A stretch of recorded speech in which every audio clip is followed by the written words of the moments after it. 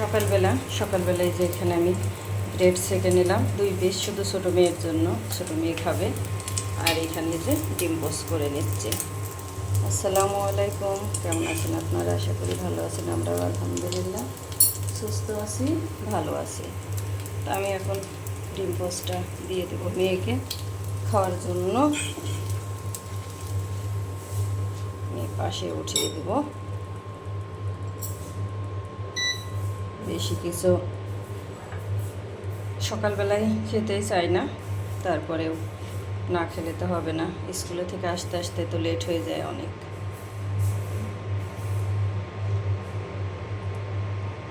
তো এখানে যে অল্প একটু গোশের তরকারি ছিল, আমি জ্বালিয়ে নিলাম।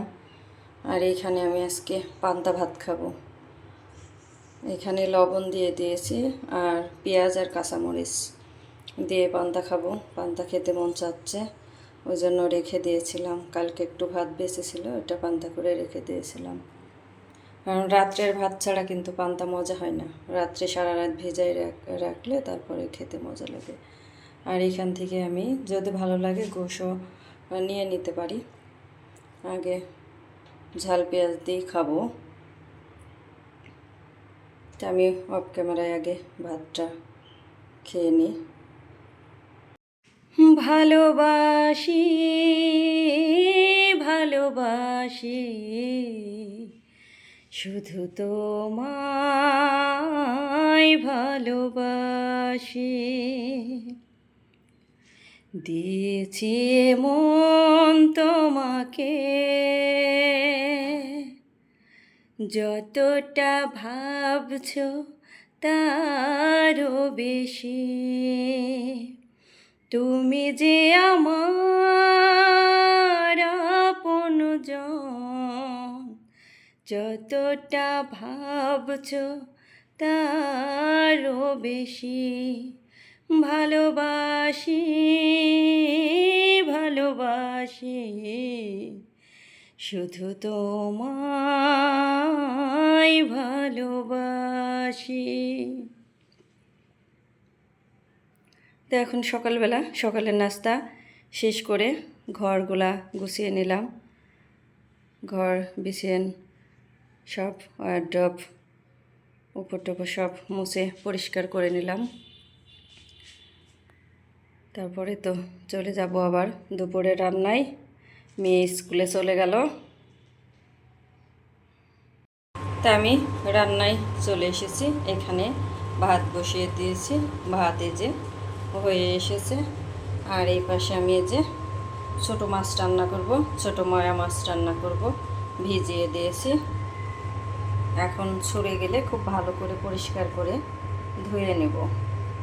তো এখানে আমি মাছ খুব ভালো করে ধুয়ে রেডি করে নিয়েছি আর সব রকম মশলা দিয়ে দিয়েছি, যা যা দিতে হয়। আজকে আর আমি মশলাটা ওইভাবে বলবো না, কারণ মাছের রেসিপি এর আগেও আমার ব্লগে দেওয়া আছে। তো এখন খুব ভালো করে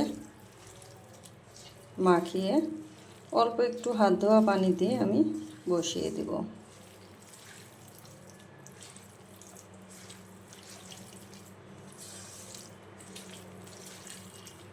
আজকে আর আলু দিব না, আমি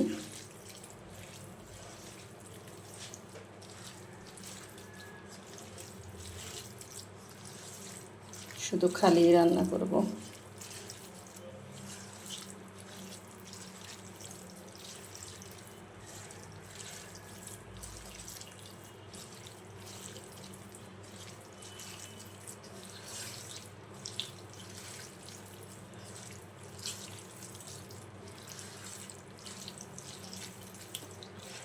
ভালো করে হাতে মাখিয়ে নিলে কিন্তু বেশি ভালো লাগে খেতে। মানে হাত দিয়ে ভালো করে মাখিয়ে দিলে ভালো হয়। যেহেতু হাতে মাখিয়ে শুধু হাত ধোয়া একটু পানি দিয়ে দেব অল্প করে। তা আমি চুলায় যে বসিয়ে দিলাম, শুধু হাতটা ধুয়ে একটু অল্প করে পানি দিয়ে দিয়েছি, কারণ গুঁড়া মাছ, ছোটো মাছ, পানি লাগবে না বেশি। আর এই যে কয়েক পিস কাঁচামরিচের ফালি দিয়ে দিয়েছি। এখন খুব ভালো করে আমি রান্নাটা করে নেব।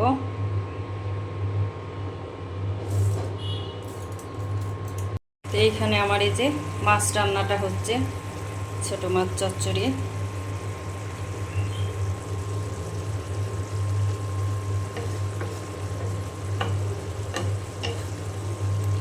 অনেকটাই হয়ে এসেছে, আমি আর একটু হয়ে গেলে নামিয়ে নিব। আর এই পাশে আমি এই যে আলু কেটে নিলাম, আলু ভাজি করব। এখন ভালো করে হাত দিয়ে কষলিয়ে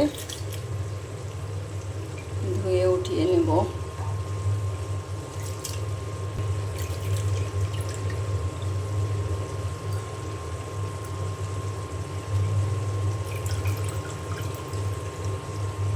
বাজার করতে হবে, বাজার শেষ হয়ে গিয়েছে, বাজার করা লাগবে।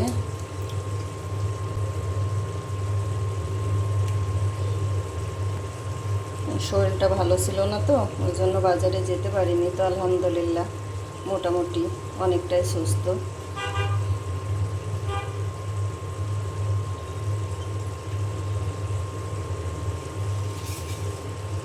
তোমার আলুটা ধুয়ে নেওয়া হয়ে গিয়েছে, এখন মাছটা হয়ে গেলে নামিয়ে আলু ভাজিটা করে নেব।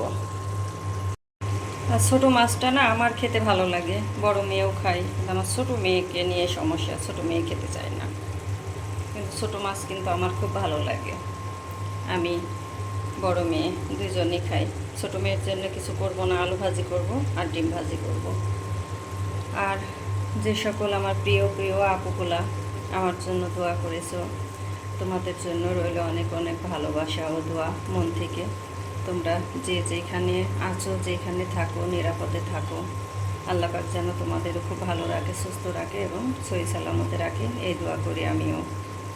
কারণ আমার প্রিয় প্রিয় আপুগুলা আমার অসুস্থতার কথা শুনে আমাকে অনেক দোয়া করেছে।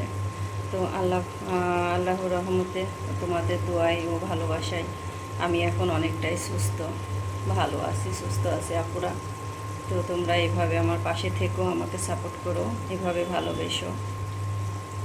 আমিও তোমাদের পাশে আছি, মন থেকে দোয়া করি, ভালোবাসি। তোমরাও যেন ভালো থাকো, সুস্থ থাকো, এই দোয়া কামনা করি সবসময়। আর আমরা সবাই সবার পাশে থাকবো, সবাই সবাইকে সাপোর্ট করব, হিংসা করব না, তাহলে আমাদের পথ চলাটা খুব সহজ হবে। তা আমার ছোটো মাছ রান্না হয়ে গিয়েছে, আমি এই যে বাটিতে বেড়ে নিয়েছি। কোনো ঝোল রাখিনি, একদম চুচড়ি করে নিয়েছি, মাখা মাখা। আর এইখানে তো আমি তেল দিয়ে দিয়েছি, তেল গরম হয়ে গিয়েছে। এখন এই যে আলু দিয়ে দিলাম।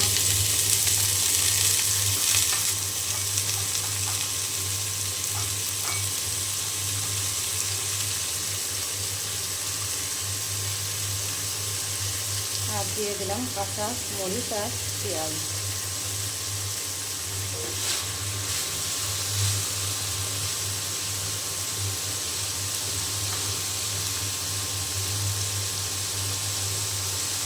অল্প পরিমাণে হলুদের গুঁড়া দিয়ে দিলাম আর স্বাদ মতো লবণ।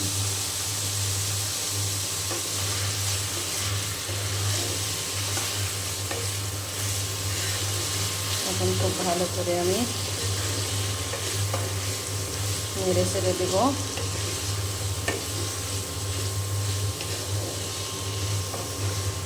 লাড়া দিয়ে ভাজিটা করে নেব ভালোভাবে।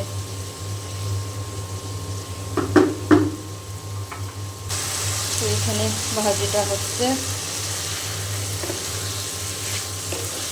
আমি কোনো পানি দেব না, একদম ঝরঝরা করে ভাজিটা করব।